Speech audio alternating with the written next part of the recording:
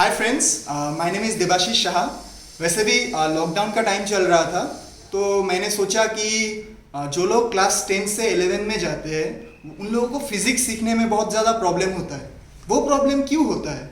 क्योंकि कुछ टॉपिक्स होता है मैथमेटिक्स का जो वो लोग क्लास 12 में जाके सीखते हैं, जैसे कि हो गया इंटीग्रेशन, फिर डिफ्रेंसिएशन जो 11th में ही है लेकिन बाद में जाके सीखना पड़ता है, और वेक्टर हो गया।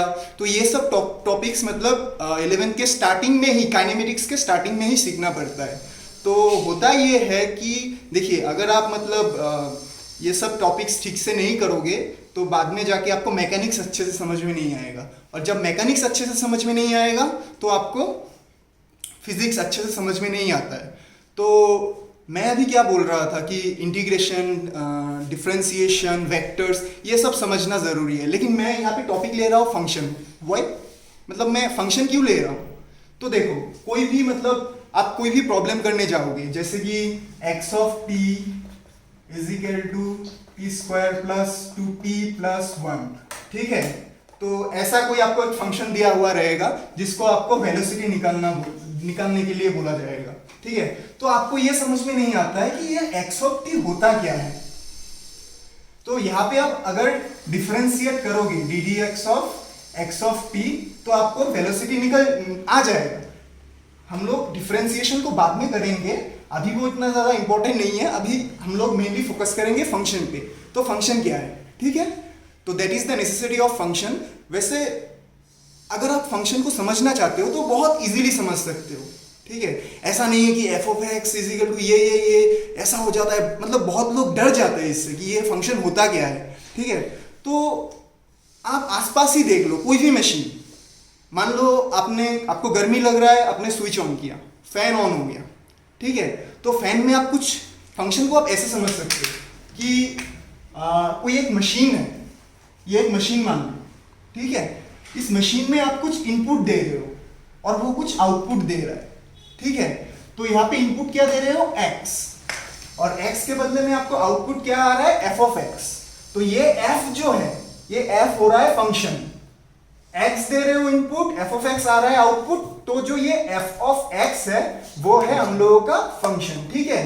तो मैं जो एग्जांपल दे रहा था आप लोगों को कि फैन है, तो फैन में आपने क्या दिया, इनपुट क्या दिया? आपने करंट इनपुट दिया, वोल्टेज आपने इनपुट दिया। जब आपने स्विच ऑन किया, आपको गर्मी लग रहा है और आपने वोल्टेज उसमें इनपुट दिया, और वो घूम रहा है, घूम के आपको हवा दे रहा है, तो वो आपका आउटपुट हो गया। तो ये फैन एक फंक्शन हो गया। ऐसे आप सोच सकते हो कि आपको एनर्जी चाहिए, तो आप खाना खा रहे हो, पानी पी रहे हो, ऑक्सीजन ले रहे हो, ये 3 आपका इनपुट हो गया, और आपको जो एनर्जी मिल रहा है वो आउटपुट हो गया। तो बॉडी भी उसी तरीके से एक फंक्शन है, ठीक है? तो जैसे कि आपका कार हो गया, एक टेक्निकल एग्जांपल लेते हैं। आपका कार हो गया, कार में आप इनपुट क्या देते हो? ऑयल, जो कि केमिकल एनर्जी है, और वो आपको क्या देता है? मोशन, जो कि मैकेनिकल एनर्जी है।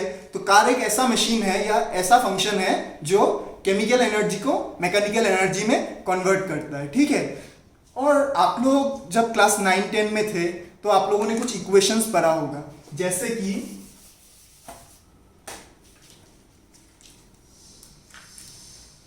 S is equal to ut plus half at square, ठीक है?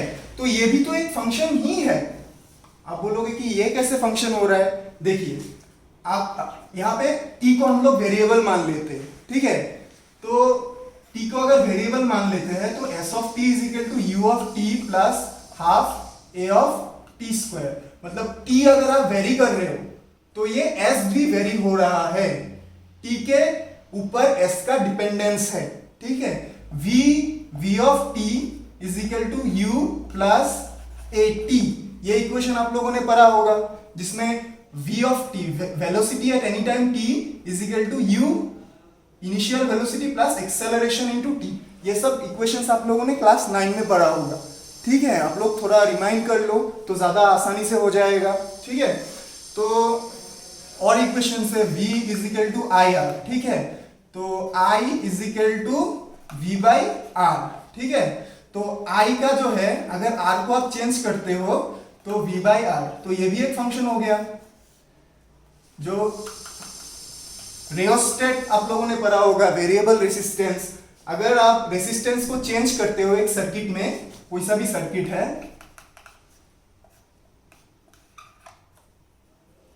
ये एक सर्किट है जिसमें V है और ये रियोस्टेट है, ठीक है। तो इसका करंट जो है I, इसका करंट जो है वो R पे डिपेंडेंट है। तो जो रिलेशन है डिपेंडेंट और इंडिपेंडेंट वेरिएबल का, वही तो एक फंक्शन है जो हम लोग बहुत सिंपल वे से ऐसा बोल सकते हैं। तो मुझे लगता है कि फंक्शन क्या है मैंने आपको अच्छे से समझा लिया है। तो कुछ चीज होगा जो आपको सीखना पड़ेगा, फंक्शंस का ग्राफ जो हम लोग यूज करेंगे, ठीक है। तो एक फंक्शन मान लो f of x is equal to x, इसका ग्राफ कैसा होगा? इसका ग्राफ कुछ ऐसा आएगा, सॉरी ये x मान लो, ये y, इस एक्सिस में f ऑफ x मान लो, f ऑफ x जो कि y भी ले सकते हो, y is equal to f of x और x इधर। तो ये इसका ग्राफ हो गया। फिर आप एक फंक्शन ले सकते हो f of x is equal to 1/x, उसका ग्राफ कैसा होगा? उसका ग्राफ कुछ ऐसा आएगा, इधर x हो गया, इधर f ऑफ x हो गया। फिर आप एक फंक्शन ले सकते हो f of x is equal to 1/x²। मैं बता रहा हूं कि ये फंक्शंस ही हम क्यों चूज कर रहे हैं। देखो बहुत सारा फंक्शंस है, लेकिन मैं आप लोगों को कुछ ही फंक्शंस यहाँ पे दिखाऊंगा। ये फंक्शंस हम लोग क्यों चूज कर रहे हैं उसका रीजन भी हम बताएंगे। तो 1/x² जो है वो भी कुछ ऐसा आता है, ठीक है। फिर देखो आप बोल सकते हो कि ये ऐसा ग्राफ नहीं आता है, ठीक है। तो मैं आपको बोलूंगा कि हाँ, आप मुझे विश्वास भी क्यों करोगे? आप एक काम करना, आप घर में जाके एक ग्राफ पेपर लेना, ठीक है। अगर आप ग्राफ पेपर लोगे तो f of x is equal to x, तो x को 1 पुट करो तो f ऑफ x 1 आएगा, x को 2 पुट करो तो f ऑफ x 2 आएगा, x को 3 पुट करो तो f ऑफ x 3 आएगा। तो उसका ग्राफ कुछ ऐसे बन जाएगा। वैसे ही आप 1/x और 1/x² के लिए ट्राई कर सकते हैं, और आप घर में प्लीज ग्राफ पेपर लेके ट्राई करके देखिए, ठीक है। फिर आएगा आपको f of x is equal to sin x, उसका ग्राफ कैसा होगा?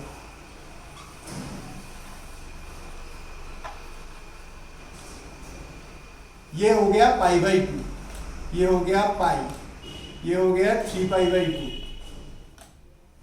तो ये x एक्सिस है, ये y एक्सिस है, या फिर इस एक्सिस में हम लोगों ने f ऑफ x लिया है। तो यहाँ पे एक डाउट आ सकता है, आप लोग जस्ट क्लास 10 से 11 में गए हो, तो प्रॉब्लम ये हो सकता है कि ये पाई क्या है। तो हम लोग जब ट्रिगोनोमेट्री क्लास 11-12 में पढ़ते हैं तो हम लोग पाई रेडियन लेते हैं, क्योंकि जो डिग्री जो है वो ऐसा यूनिट नहीं है इसका एंगल का जो ऐसा यूनिट है वो है रेडियन। तो पाई रेडियन जो होता है वो इज इक्वल टू 180 डिग्री होता है। तो साइन 90 इज इक्वल टू 1, यहाँ पे 1 है, ठीक है। Sine pi is equal to 0, sine 0 is equal to 0, ये सब आपको पता होगा, ठीक है। वैसे आप लोग f of x is equal to cos x एक फंक्शन होता है, ठीक है। इसका ग्राफ आप लोग बना के देखिए। तो ये जो लेक्चर है आज मैं यहीं पे खत्म करूंगा, और नेक्स्ट पार्ट में हम लोग सीखेंगे डिफरेंशिएशन।